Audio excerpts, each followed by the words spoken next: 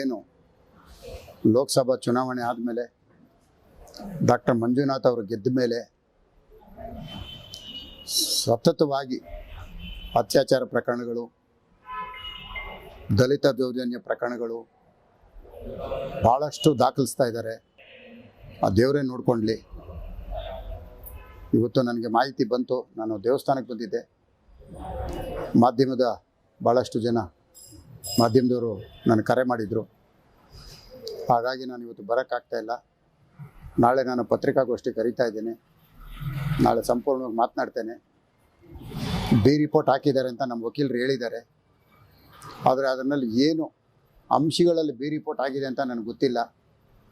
ಹಾಗಾಗಿ ಅದು ಬಂದ ಮೇಲೆ ನಾನು ತಮಗೆಲ್ಲ ಮಾಹಿತಿನೂ ನಾನು ಹಂಚ್ಕೊಳ್ತೇನೆ. ಒಂದಂತೂ ಹೇಳ್ತೇನೆ, ಯಾರೇ ಆಗಲಿ ಕಂಡವ್ರ ಮನೆ ಹೆಣ್ಮಕ್ಳನ್ನ ಕರ್ಕೊಂಬಂದು ಈ ಥರ ಸುಳ್ಳು ಕಂಪ್ಲೇಂಟ್ ಕೊಡೋದು ಬಿಡಿಸ್ಬೇಕು. ಇಲ್ಲೇನು ಯಾರೂ ಶಾಶ್ವತ ಅಲ್ಲ. ಇಷ್ಟು ವರ್ಷ ಮುನಿರತ್ನ ಒಳ್ಳೆಯವನಾಗಿದ್ದ. ಡಾಕ್ಟರ್ ಮಂಜುನಾಥ್ ಗೆದ್ದ ಮೇಲೆ, ಡಿ ಕೆ ಸುರೇಶ್ ಸೋತ ಮೇಲೆ, 2 ಬಾರಿ ನನ್ನ ಮೇಲೆ ಸೋತಂಥ ಕುಸುಮ ಇಷ್ಟಾದ ಮೇಲೆ ನನ್ನ ಮೇಲೆ ಎಲ್ಲ ಪ್ರಕರಣಗಳು ದಾಖಲಾಗ್ತಾ ಇರೋದು. ನನ್ನ ಪೋಸ್ಟ್ರಿಗೆ ಕಾಮುಕ ಅಂತ ಬರೆಯೋದು, ಫ್ಲೆಕ್ಸ್ಗಳ ಮೇಲೆ ಅತ್ಯಾಚಾರಿ ಅಂತ ಬರೆಯೋದು, 1, 2 ಮಾಡ್ತಾ ಇರೋದು.